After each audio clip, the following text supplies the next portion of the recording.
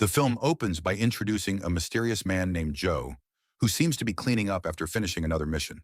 He gathers weapons, destroys SIM cards, and even burns a photo of a young girl before quietly leaving the motel. To avoid the police, Joe slips out through the back exit connected to a narrow alleyway. But while passing through, a thug suddenly tries to rob him.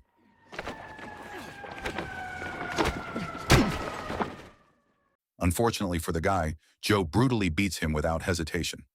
After finishing his business in town, Joe prepares to head home by train and informs one of his contacts that the mission has been completed. From the outside, Joe looks terrifying. He barely smiles, avoids people, and even his neighbors are too intimidated to look him in the eye. But everything changes when he's with his elderly mother. Because of her age, she often behaves like a small child, and despite all the trouble she causes, Joe takes care of her patiently without ever complaining. This is where we realize that Joe's mother has no idea what her son actually does for a living. Even worse, she also doesn't know that Joe is suffering from severe depression and has repeatedly tried to do the unthinkable. Strangely enough, every time he's about to go through with it, fate seems to interrupt him. One moment he's ready to end everything, then suddenly his mother calls for help again, forcing him to clean up another mess she accidentally created. This is his life, and this is You Were Never Really Here. Later that afternoon, Joe heads to a supermarket to meet a man who works as his middleman. Through this person, Joe's employer usually sends payment and important information regarding new jobs. They never meet directly or talk over the phone because Joe is extremely cautious. In fact, to avoid being tracked by the government, he refuses to use a cell phone at all. But recently, Joe has started wanting to cut ties with the middleman. The reason is simple. The previous night, while returning home, he noticed the shop owner's son secretly watching him from a distance. Since each mission pays thousands of dollars, Joe has plenty of free time, and he spends most of it taking care of his mother.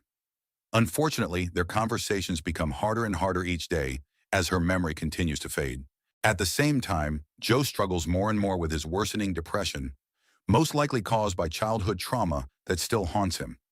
The urge to do the unthinkable never truly leaves his mind. In fact, that same afternoon, he almost lets himself get hit by a train.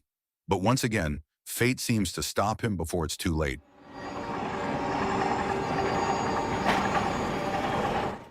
Joe is so antisocial that whenever he visits the building where his agent works, he refuses to use the elevator and always takes the emergency stairs instead.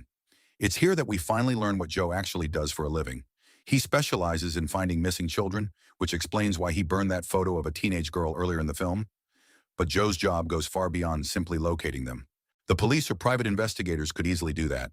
What Joe truly offers is brutal justice against the people responsible. His agent, John, then explains the next mission.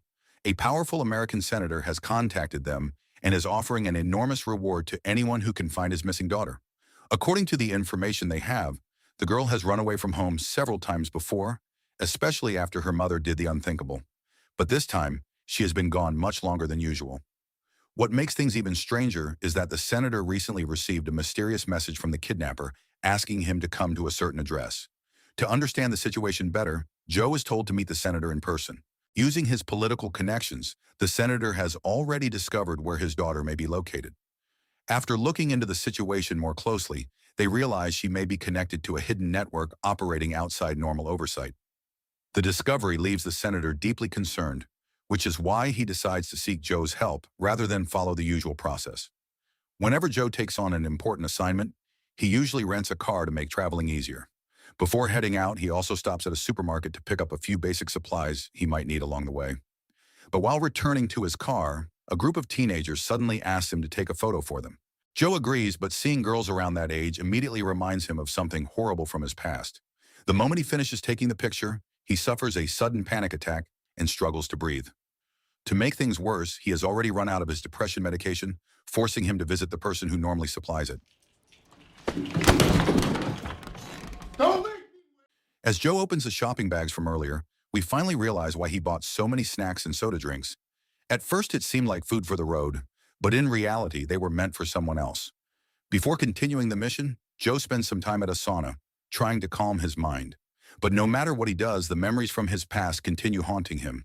Back when he served in the military, he witnessed countless children becoming victims of war, many of them dying for completely meaningless reasons. Even now, Joe still feels like he failed to save them, and perhaps his current job is his way of trying to ease that guilt. As midnight finally arrives, Joe heads straight to the prostitution ring. He already knows a place like that would only operate this late at night. At first, he parks nearby and quietly watches the employees moving in and out of the building while preparing for what's about to happen. Not long after, a customer finally arrives, and judging by his expensive car and formal appearance, he seems to be a government official. The sight instantly brings back a difficult memory for Joe, reminding him of a case from years earlier that he was never able to forget. A few minutes later, one of the employees who had been moving in and out of the building steps outside again. Joe takes the opportunity to approach him and gather information about the location. Through that conversation, he learns more about the people inside and eventually obtains the details he needs to continue. That night, Joe manages to enter the building without attracting attention.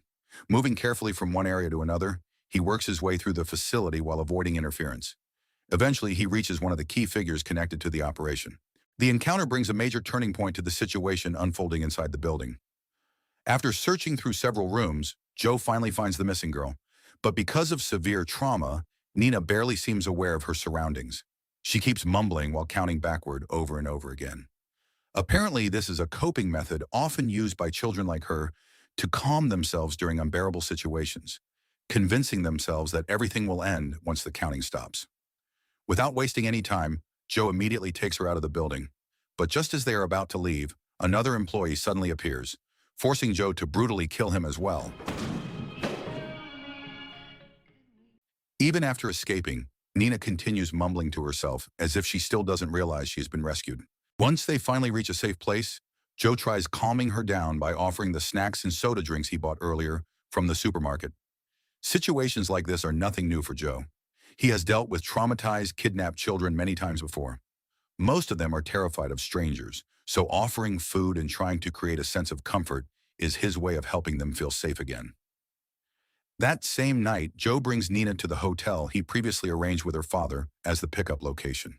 While waiting for him to arrive, Joe does his best to reassure the girl that her suffering is finally over. But suddenly, something completely unexpected happens.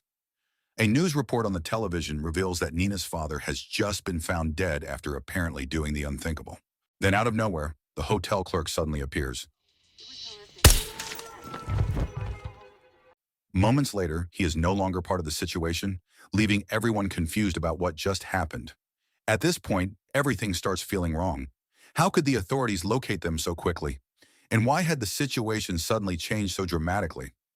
One of the men immediately moves toward Nina, and that's when Joe realizes something is not what it seems. Unfortunately for them, underestimating Joe turns out to be a major mistake. He reacts quickly and manages to break away from the confrontation before making his escape through the emergency stairs. A lot of time together during the campaign. He's been my mentor. The experience leaves him exhausted, forcing him to stop for a moment and gather himself before continuing. After recovering, Joe tries contacting his agent to figure out what is happening, but the phone remains unreachable. Now he starts wondering whether John has been keeping something from him or if something unexpected has already happened. Determined to find answers, Joe heads straight to his house. When Joe arrives at John's home, he immediately notices several unusual details. First, the coffee machine is still running, as if it has been left on for hours. Then he spots signs that something interrupted the normal routine inside the house, suggesting that events unfolded there unexpectedly. Before leaving, Joe collects a few personal items and heads straight to the office where they usually meet. There, he makes a shocking discovery. The discovery confirms that something significant has taken place, and it immediately changes how Joe understands everything that has happened so far. Whoever is behind it appears to know far more about Joe's life than he expected. It also seems that John may have shared important information before everything changed. That could explain why several people connected to Joe have recently become involved in the same unfolding situation. But now Joe realizes something even more concerning. If the pattern continues, someone else close to him could be affected as well. He immediately heads home, hoping everything is still normal. Unfortunately, his concerns are confirmed. Something unexpected has already happened there. In moments like this, Joe's mind drifts back to memories from his childhood. He remembers his abusive father terrorizing the family while his mother hid beneath a table in fear. And now, after everything, Joe feels like he failed to protect her, even after becoming an adult. In his mind, this entire tragedy is somehow his fault. Not long afterward, Joe hears movement downstairs.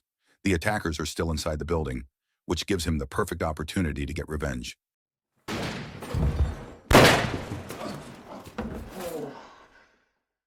This time, Joe intentionally keeps one of them alive.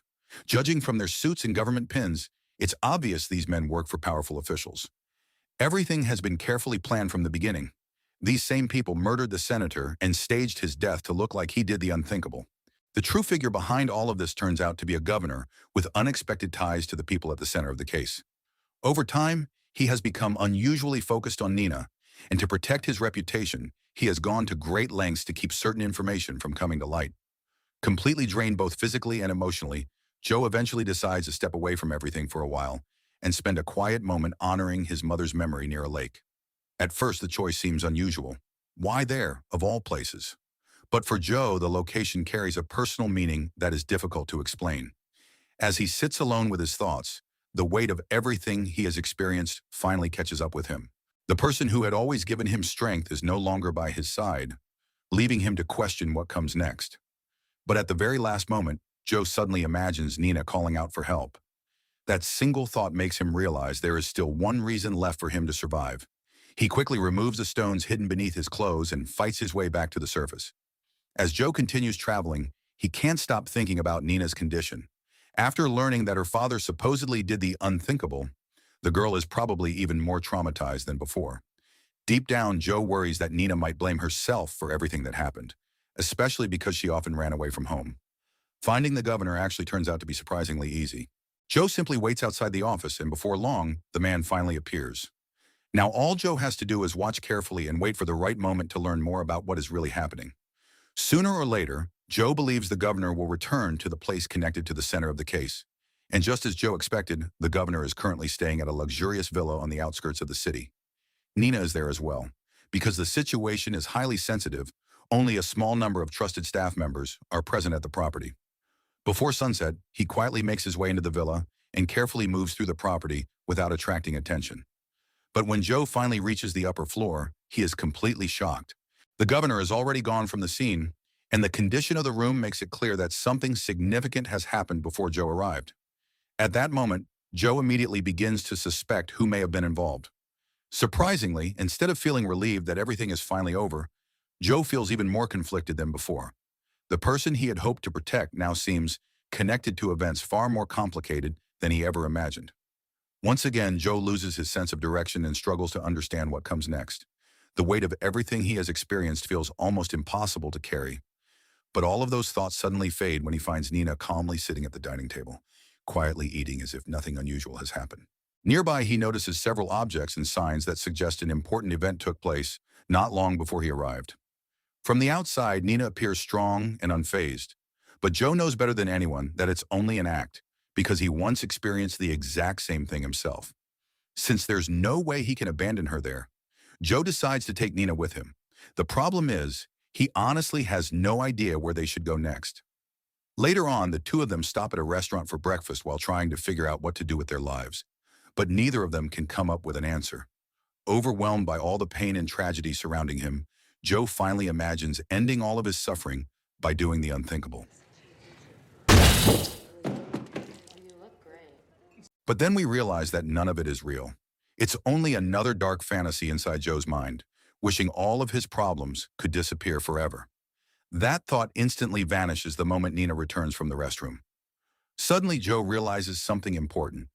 If a little girl who has suffered so much can still choose to keep moving forward, then maybe he can too. In the end, the two of them leave the restaurant together and continue their journey side by side. As long as they can protect each other, it no longer matters where the road takes them. So the moral of the story is sometimes the most broken people stay alive only because they still have someone left to protect.